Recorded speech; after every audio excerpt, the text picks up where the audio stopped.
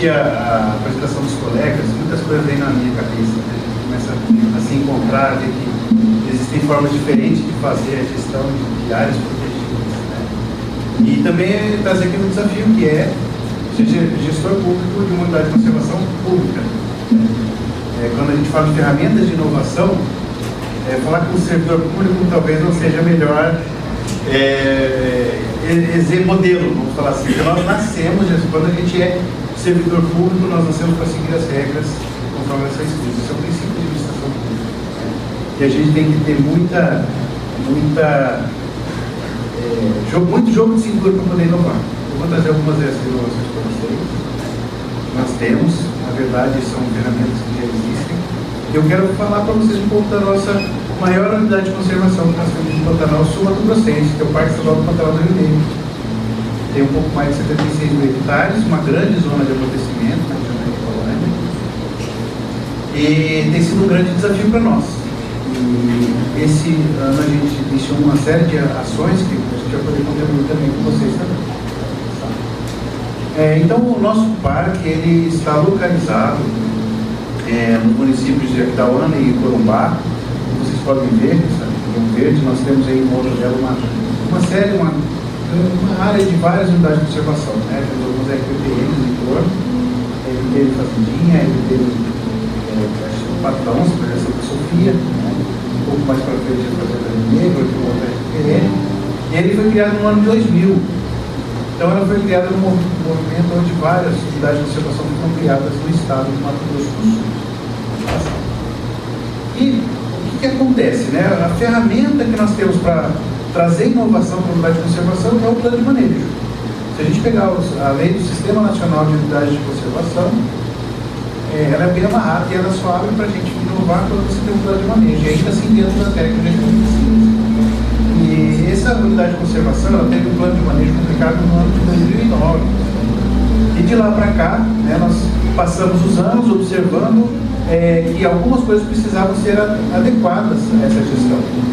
E lá no ano de 2021, nós fizemos uma primeira revisão, uma revisão mais pontual, focada principalmente para a ocupação da zona de amortecimento, uma zona de amortecimento muito grande, instituída numa época onde se pensava em áreas grandes, né, para proteger o parque, porque o princípio da zona de amortecimento é minimizar os impactos sobre a área protegida, a unidade de conservação.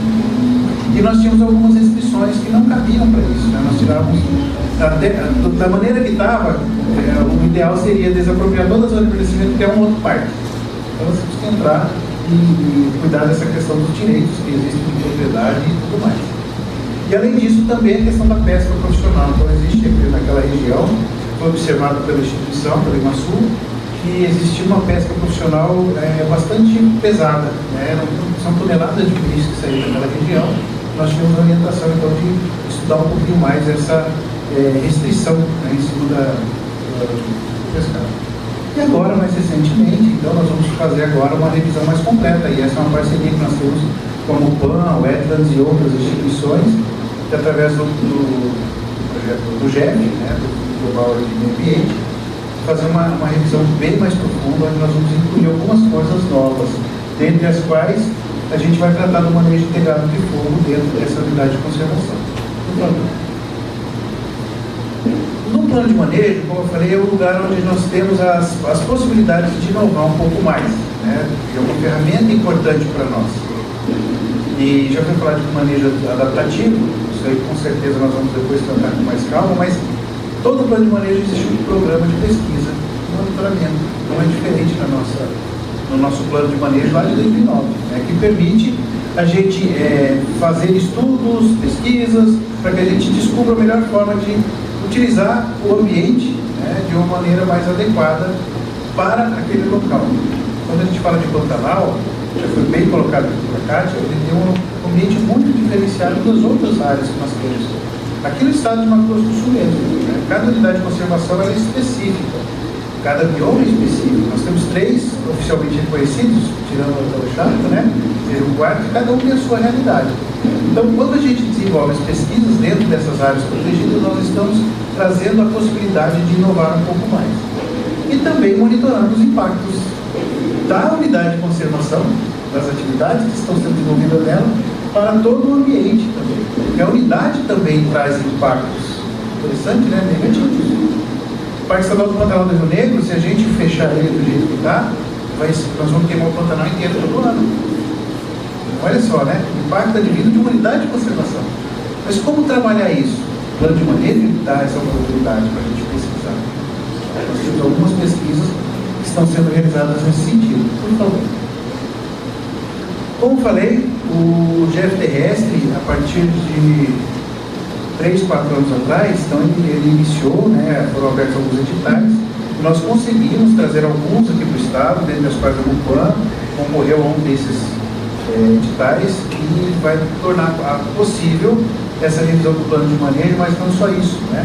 Ela vai tornar possível com que a gente possa finalizar e depois, obviamente, implementar um plano de manejo integrado de fogo dentro da unidade de conservação e também da zona de amortecimento. Além disso, a possibilidade de realizar demarcações com sinalização, cercamento, alguma coisa em aceiros, né? E aí nós temos ainda outras atividades, como aquisição de equipamentos para esse tipo de atividade mais voltada para o fogo e, obviamente, implementar um conselho consultivo, que é uma ferramenta muito importante para a gestão de unidade de conservação e é que é bastante, não vou falar a palavra criticada, mas ela é muito complexa, né? Porque existem vários segmentos da sociedade que participam e têm as suas visões. E, obviamente, né, a gente falou agora há pouco das terras indígenas, né, do caso da indígena Carvel, talvez a diferença aqui é que nós estamos fazendo a gestão enquanto servidores públicos para um bem comum de toda a sociedade. Então, se eu for fazer um plano de vida com unidade de conservação, né, eu não moro dentro dela, como os indígenas costumam fazer isso. Então, todo mundo coloca um pitaquinho, né? A gente foi fazer uma atividade recente, eu vou mostrar as fotos para vocês, o que a gente recebeu de ligação de produtores, de organizações não governamentais, de organizações governamentais, cada um falando o que entendia sobre o fogo. Né? Se a gente sair ouvindo cegamente, a gente entra em parafuso. Né? E o servidor público, o gestor de unidade de conservação, ele tem uma preocupação muito grande porque ele está colocando ali a cara tapa para até mesmo responder criminalmente, né? Caso for uma decisão de maneira errada. Então, está todo mundo olhando para dentro dessas áreas. Por favor. Então, a queima prescrita é uma ferramenta de inovação que nós temos no estado de Mato Grosso do Sul. Então, essa ferramenta que nós temos permitiu, é o único estado que hoje autoriza-se fazer queimas prescritas dentro de uma regra, uma portaria do Clima Sul, dentro dessa área protegida. Tá? E também permite em RPPNs estaduais. E existe todo um regramento. Vocês vão poder depois observar dentro desse regramento, disponibiliza para vocês como que é feita essa questão toda. Mais um pouco? Muito rápido, eu quero falar do ICMS ecológico. O ICMS ecológico é uma ferramenta, sim, de inovação. Cada ano a gente inova melhorando as tábuas de avaliação. Ela permite que os municípios recebam recursos financeiros, incentivo financeiro para a conservação dentro da área. Nós temos diversas unidades de conservação no Pantanal. Pode passar? Eu trago alguns números para vocês. Só para ter ideia, em 2023, o Estado ele distribuiu aí 154 milhões em ICMS ecológico. E nós, no componente unidade de conservação, os 24 municípios que estão na BAP, na bacia do Alto Paraguai, não estou nem só Pantanal, tá? Eles receberam em torno de 34 milhões para poder investir, devolver para o município e investir, se quiser, dentro do meio ambiente, mas para a qualidade de vida também das suas pessoas, né? Pessoal lá dos seus habitantes. Agora, eu tenho números, depois a gente pode trabalhar, só no Pantanal mesmo, nós temos números de 71 unidades de conservação, desculpa, 71 em toda a BAP, mas nós temos bem menos unidades de conservação que poderiam contribuir com esse serviço ecológico, né? Mas poderíamos criar mais. Agora, qual é a melhor categoria? Essa é a discussão, né? É uma categoria mais restritiva, menos restritiva. Então, esse ICMS ecológico está para isso. Por favor, pode passar esses números, eu acho que a gente pode depois trabalhar. Mas eu trouxe aqui rapidamente, o tempo não ajuda muito, mas precisamos entender que fazer a gestão adaptativa, unidade de conservação, plano de manejo é a ferramenta que nós podemos utilizar para ser pouco mais, né, inovadores e fazer com que as coisas aconteçam da melhor maneira possível. Tivemos uma atividade muito recente, do Parque Estadual do Quintal do Rio Negro, semana passada, onde nós tivemos a oportunidade de visitar vizinhos, visitar as pessoas, ouvir deles, né, as principais preocupações, e aí sim, fazendo parte do Estadual do Quintal do Rio Negro, uma área onde possa ser um ponto de encontro, não só para a conservação, mas também para a produção sustentável dentro do Quintal. Obrigado. Vamos